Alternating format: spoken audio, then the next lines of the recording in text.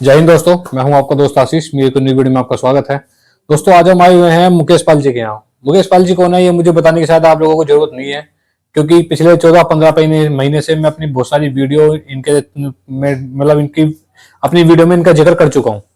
और ये वो शख्स हैं जिन्होंने पिछले 11,000 परिवार के लिए ना अपना घर देखा, ना बाहर देखा, ना अपनी नींद देखी, ना चैन। मतलब कि कहने का मतलब है अपने आप को रोड पे लिया है, सिर्फ किसके लिए? 11,000 परिवार के लिए। जो मार्शलों का रोजगार गया था उसके लिए संघर्ष करने वाले एक पहले ऐसे व्यक्ति हैं जो कि अपने आप की दुख दर्द समस्या को भूलकर भी 11,000 परिवार के लिए जीते हैं। तो आज हम उनके घर में आए हुए हैं, उनका इंटरव्यू लेने के लिए आए हुए हैं कि मुकेश पाल जी के आगे की क्या क्या रणनीति है, क्या क्या करने वाले हैं, किस तरीके से करने वाले हैं, और अभी तक पिछले 14 से 15 महीने में किस स्थिति से ये लोग, किस परिस्थिति से ये लोग गुजरे हुए हैं, क्या क्या दुख दर्द इन्होंने सही है। तो आप प्लीज वीडियो में बने रहिए, कहीं मत जाइएगा। आज हम बताएंगे आपको इस वीडियो के माध्यम से।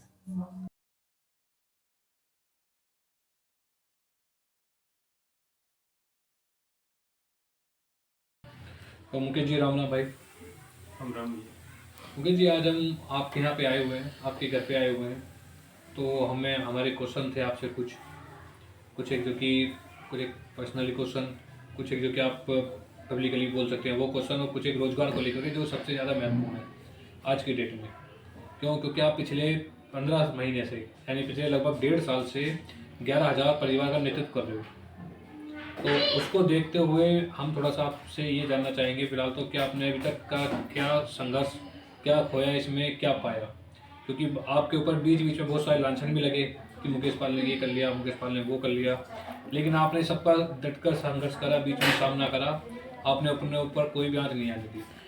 ठीक है, मैं बहुत ज़्यादा आपको वो मानता हूँ कि देखो, इतने 11,000 बंदों का नेतृत्व करना बहुत बड़ी बात है। वरना तो घर में तो चार भाइयों के साथ कोई लेकर नहीं चल सकता आज के टाइम में, वो स्थिति है। और दूसरी चीज़ आज हम आपसे जानना चाहेंगे कि ये जो केजरीवाल जी ने जुमला दिया है कि आप हमें अगली बार जिताओ हम आपको लगाएंगे, तो क्या आपको ये फैक्ट लगता है फिर ये जुमला है? 2-3 क्वेश्चन हैं जो हम आपसे आज करेंगे। और सबसे पहले आपका धन्यवाद कि आपने हमें टाइम दिया मिलने के लिए। तो बताइए आप थोड़ा सा। सर, सबसे पहले आपका ही मैं धन्यवाद करूंगा कि आप ये सब, हमारी पीड़ा नहीं है ये 11,000 परिवारों की पीड़ा है, उस पर सवाल जवाब करने आए हैं आप। और इतनी रात में घर पे आए हैं कुराड़ी विधानसभा में, तो आपका धन्यवाद करता हूँ। मैं इस मुद्दे पे बात कर रहे हैं। सबसे पहले तो मैं बोलूँगा कि ये जो 27 अक्टूबर 2023 से हम लोग धरना प्रदर्शन करके और अपने रोजगार की, रोजी रोटी की मांग कर रहे हैं सरकार से, लेकिन जिस सरकार ने हमें हटाने के लिए नोटिंग भेजी 11 अक्टूबर 2023 को, जो उपराज्यपाल जी दिखा रहे थे हमें 5 अक्टूबर 2024 को, उस पर साइन अरविंद केजरीवाल जी के दिखाए हैं। और साफ साफ लिखा है उन्होंने कि इसमें जो भी चूक हुई है या फिर कानूनी जामा पहनाना था, वो काम इन्होंने नहीं किया। यही मुख्य पॉइंट है जो अरविंद केजरीवाल जी की नाकामी को दर्शाता है। हाँ, एक्चुअली क्या है ना, अरविंद केजरीवाल जी, मैं अपने दर्शकों को बताना चाहूँगा, आज से करीबन 1.5 साल पहले अरविंद केजरीवाल ने एक नोट बनाया। नोट में क्या है, इनकी जो जो जॉब है, जो नौकरी है, उसको क्या है, मतलब एक तो होता है सस्पेंड करना, एक होता है टेम्परेरी सस्पेंड, तो नहीं करें, इनको सस्पेंड ही कर दिया। मतलब इनकी सेवाओं से ही बर्खास्त कर दिया गया, कुछ एक समय के लिए नहीं, परमानेंटली सेवाओं से बर्खास्त कर दिया गया इनको। तो वो मुकेश पाल जी बताना चाह रहे हैं। अब मुख्य बात यह है, अरविंद केजरीवाल जी बोलते आए हैं हमेशा से कि मैंने नहीं हटाया, बीजेपी ने हटाया, एलजी ने हटाया। तो आप घर से बैठ के बोल देते हो कि मैंने नहीं हटाया। आप एक बार हमारे सामने आके बोलते, अगर तुम मानते हो अपने आप को दिल्ली का बेटा और हमें अपना भाई मानते हो, बहन मानते हो, माँ बाप मानते हो दिल्ली के, तो आप हमारे साथ तो बैठते, तभी तो बेटा कहलाओगे। ये कैसा बेटा है जो घर से हुक्म चला रहा है कि नहीं मैंने नहीं हटाया, बीजेपी ने हटाया, एलजी ने हटाया। एलजी के सामने भी नहीं जा रहे हो तुम, क्यों नहीं जा रहे हो? आपकी गलती नहीं है तो क्यों नहीं जा रहे हो निकल के? और जैसे ही हम, पहले तो शुरू में हम दोनों पार्टियों के पास जाते थे कि साहब हमारा रोजगार वापस करवा दो, लेकिन दोनों पार्टियां, अरे सरकार बीजेपी के पास जाते, सरकार किसकी है? तो सरकार तो आम आदमी पार्टी की है, पूर्ण बहुमत में है। ये नहीं पूर्ण बहुमत में नहीं, पूर्ण बहुमत में होते हुए तो वो वहां से पल्ला झाड़ लिया। अब आए आम आदमी पार्टी, सबसे पहले वो सांसदों के पास जाइए, दिल्ली के सांसद यानी सौरभ भारद्वाज जी के पास हम गए थे सबसे पहले, तभी तो आई दिल्ली सरकार। वो बोल रहे थे कि हम जिस कागज पे साइन करवाना चाहते हैं एलजी साहब, हम उस कागज पे साइन कर देंगे, हमारे मंत्री उस कागज पे साइन कर देंगे, हम तैयार हैं। सबसे पहले सांसदों के पास जाइए और हम तुम्हारे धरने में आएंगे, एक डेट सुनिश्चित कर लो।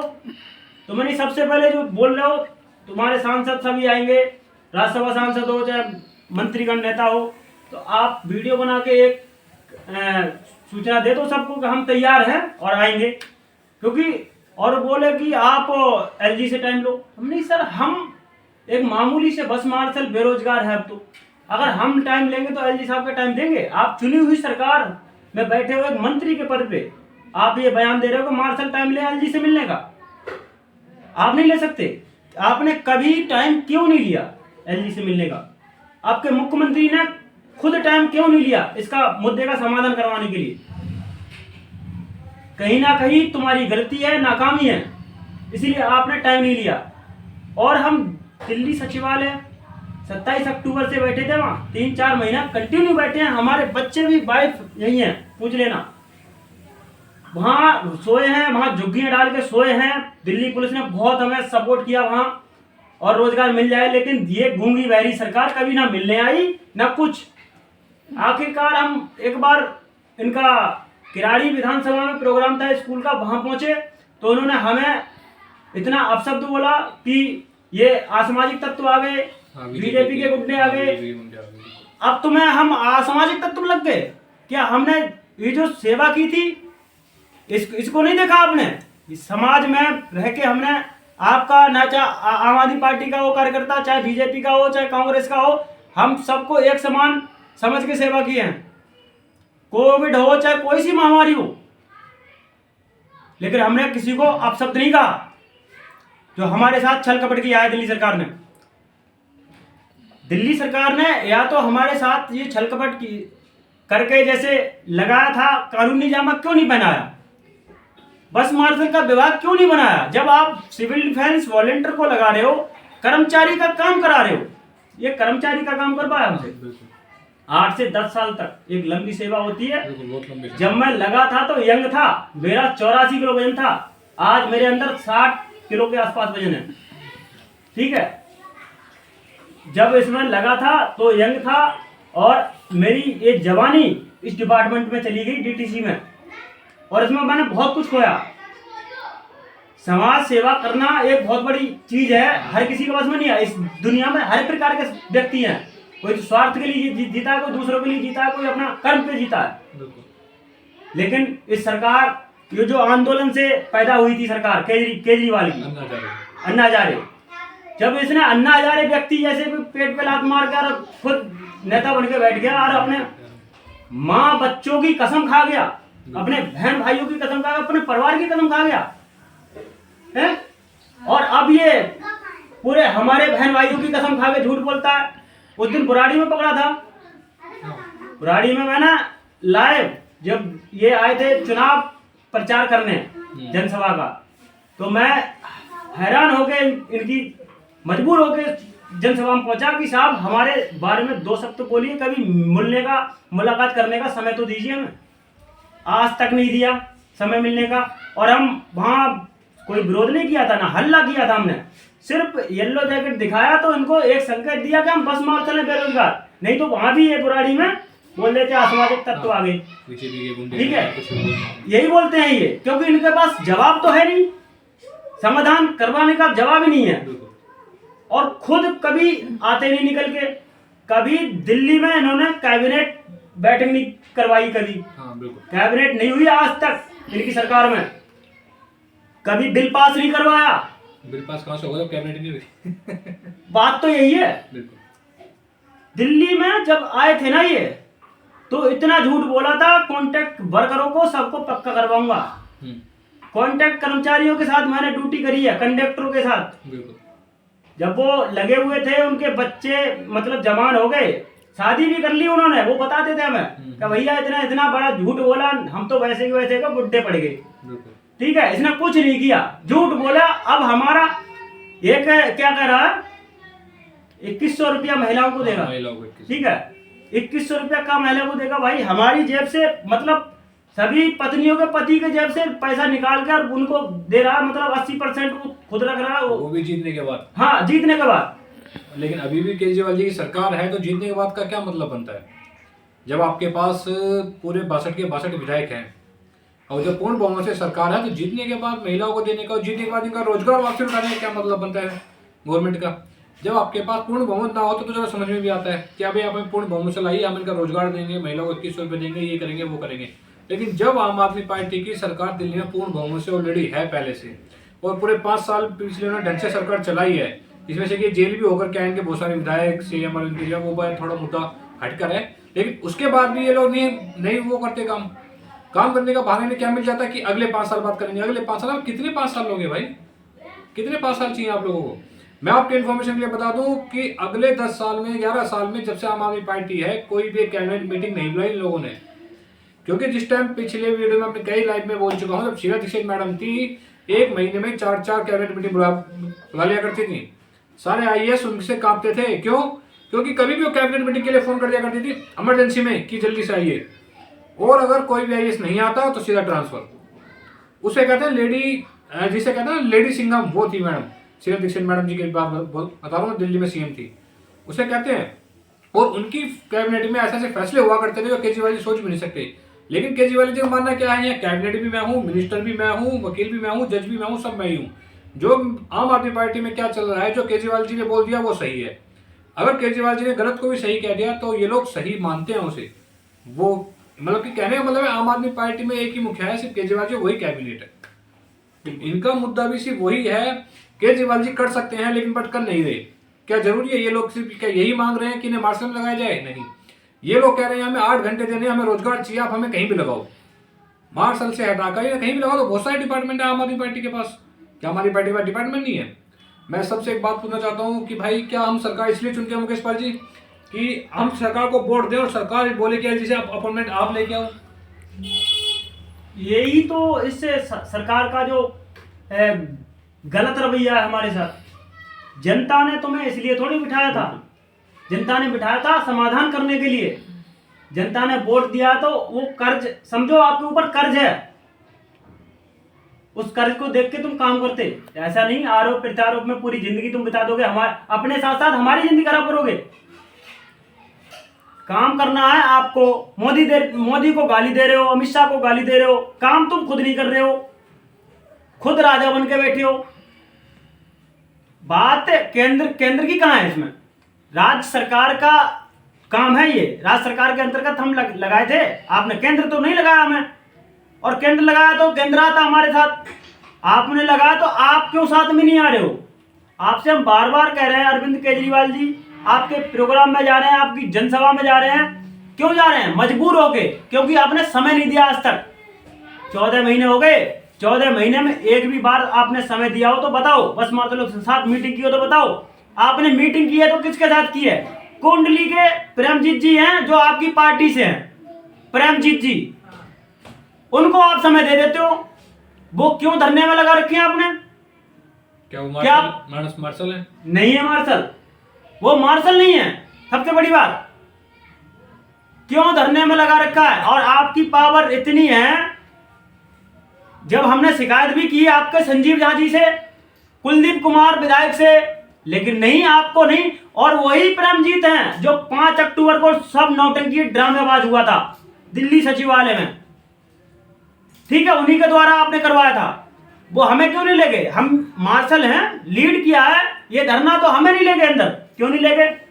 क्या मैंने तो आपसे कोई गलत बात की है? अभी हम आपको चुन के लाए सत्ता में, तो हमारा सवाल जवाब करने का पूरा अधिकार है। आपसे कर सकते हैं सवाल, तो आप हमारे सवालों से भाग क्यों रहे हो? और अब जनता के बीच में आ रहे हो तो हम सवाल जवाब करेंगे आपसे। आप वोट बैंक अपना मांगने आ रहे हो, हम अपना अधिकार मांग रहे हैं आपसे। वो अधिकार पूरा नहीं किया आपने तो दोबारा क्यों तुम्हें कर दे दे अपना वोट का? ये सबसे बड़ी आपकी नाकामी है दिल्ली सरकार की, जो आज तक दूसरे पे लाल छल लगाती रही लेकिन खुद कुछ नहीं किया। पूर्ण बहुमत होते हुए भी अधिकार तो दो इन मंत्रियों को, जो मुख्यमंत्री बनाए आपने आतिशी जी, उनको अधिकार तो दो काम करने का। आप रिमोट कंट्रोल लेके बैठे हो, जैसे चलाते हो आप, चलाते हो पूरी सरकार को, आप हेड हो इस सरकार के। तो जैसे कि देखो दोस्तों, अरविंद केजरीवाल जी का कहना है कि आप हमें अगले 5 साल बाद और मौका दो, हमारे कुछ एक काम अधूरे रह गए, हम इनको रोजगार देंगे और बहुत सारे काम करेंगे। मैं एक केजरीवाल जी से क्वेश्चन पूछना चाहता हूँ, सर 5 साल बाद क्या बदल जाएगा 24 में, सॉरी 25 में 2 फरवरी में इलेक्शन है, मार्च अप्रैल में उसका रिजल्ट है, जो भी सरकार बनेगी उसे अपने सरकार बनानी है 1.5-2 महीने बाद, ठीक है, फरवरी के 1.5-2 महीने बाद। उसमें क्या चेंज हो जाएगा? एलजी वही रहेगा, केंद्र की गवर्नमेंट वही रहेगी, प्रधानमंत्री हमारा वही रहेगा, राष्ट्रपति हमारे वही रहेंगे, जो माननीय राष्ट्रपति हैं सेम टू सेम वही रहेंगे, गृह मंत्री हमारे वही रहेंगे। चेंज क्या होना है? सिर्फ दिल्ली की सरकार? तो फिर इन लोगों का काम तो फिर भी नहीं होगा, इन लोगों का काम तो फिर भी नहीं होगा। अगर आप लोगों के, कि मैं आपके कहने के अकॉर्डिंग ही चलूँ केजरीवाल जी, तो जैसे कि आप कह रहे हैं कि एक बार हमें फिर मौका दो, हम इनको फिर से रोजगार पे लगाएंगे, तो अभी लगा दो ना। मेन बात क्या है सर, जैसे कुलदीप कुमार हैं इनके कुंडली के विधायक, वो आए थे शुरू में, लोकसभा का इलेक्शन था तब आए निकल के। अब उन्हें लगा कि हाँ भाई ये तो हमारा मतलब काफी वोट बैंक चला जाएगा और इनका कुछ ना कुछ जुमला देके अब इन्हें को शांत करते हैं, और उन्होंने शांत कर दिया था उस समय। एक जो रेजुलेशन पास किया सिविल डिफेंस, अरे तुमने सिविल डिफेंस से लगाना था तो सिविल डिफेंस से तुमने हटाया क्यों? बिल्कुल राइट, ठीक है। अब तुमने कोई उसमें संशोधन भी नहीं किया, कोई बिल पास नहीं किया, तो जैसे थे वैसे कैसे हो सकते हैं? मतलब ही नहीं, कोई मतलब ही नहीं बनता। काम लिया है तुमने कर्मचारी का, बात कर रहे हो वॉलंटियर, वॉलंटियर तो निष्काम सेवा में आता है, हमें तो पैसे मिलते थे, डीटीसी डिपार्टमेंट ने हमें पैसे दिए हैं। हाँ, मैंने कई मार्शलों के मैसेज देखे हैं, उनकी जो सैलरी आती थी वो एनईएफटी दिल्ली ट्रांसपोर्ट कॉर्पोरेशन के थ्रू आती थी, चाहे जितनी भी आती हो, 18,000, 20,000, 16,000, 15,000, 10,000, मैं कह रहा हूँ 1,000 भी क्यों ना आती हो, तो वो जो सैलरी जो मैसेज आता है टैक्स मैसेज, वो एनईएफटी दिल्ली ट्रांसपोर्ट कॉर्पोरेशन के थ्रू आया करता था। तो जब इनको कर्मचारी का काम लिया जा रहा है तो आप इनको फिर निष्काम सेवा कैसे बोल सकते हैं? भाई तो मैं कर रहा हूँ बात। अगर मान के चलो ये लोगों को इनको लगा दिया गया, मेरी एक छोटी सी बात का, अगर मेरा कोई केजरीवाल जी के समर्थन का या फिर कोई बंदा वीडियो देख रहा हो तो मैं उनसे एक छोटी सी चीज कहना चाहूंगा, आप लोगों ने मार्शलों को तो हटा दिया क्योंकि बेचारे छोटे लेवल के थे, ग्रुप डी के कर्मचारी थे, इनको हटा दिया। क्या इनको जिस ऑर्डर पे जिस अधिकारी के साइन थे, क्यों ये लगे थे डीएम एसडीएम के थ्रू, इनका इंटरव्यू लिया था डीएम एसडीएम एडीएम ने, क्या उनको आपने हटाया केजरीवाल जी? बिल्कुल नहीं। उनके खिलाफ आपने क्या एक्शन लिया? कुछ भी एक्शन उनके खिलाफ आप लोगों ने नहीं लिया। क्यों? क्योंकि आपको पता है कि अपने से कमजोर को दबाया जा सकता है लेकिन अपने से ताकतवर को नहीं दबाया जा सकता। तो सेम टू सेम केजरीवाल सरकार ने वही करा है।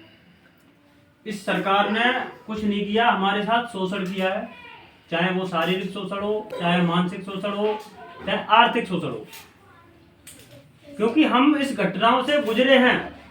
एक लंबा समय दिया 8-10 साल का, और 8-10 साल का जो समय दिया तो बहुमूल्य समय दिया हमने, अपनी जवानी दी है इसमें, और इस जवानी का गुनहगार सिर्फ दिल्ली सरकार है और कोई नहीं है। रोहिणी सेक्टर 37 में भी था मैं डिपो में, रोहिणी डिपो सेकंड में था, रोहिणी ये जीटी के डिपो है इसमें भी था, कई डिपो में मैं काम कर चुका हूं, और मैंने देखा वहां एक भ्रष्टाचारी की चैन जिसे बोल सकते हैं हम। ट्रांसपोर्ट मिनिस्टर, अभी तो वो बीजेपी में शामिल हो गए, ठीक है, उनके द्वारा ये सब ट्रांसपोर्ट विभाग चलता था ना। बिल्कुल। क्या उन्हें नहीं पता रीजनल मैनेजर जो नीचे क्या काम करवा रहे हैं? सबका पता ना। नॉर्थ, ये इसकी बात कर रहा हूँ, सुभाष पैलेस,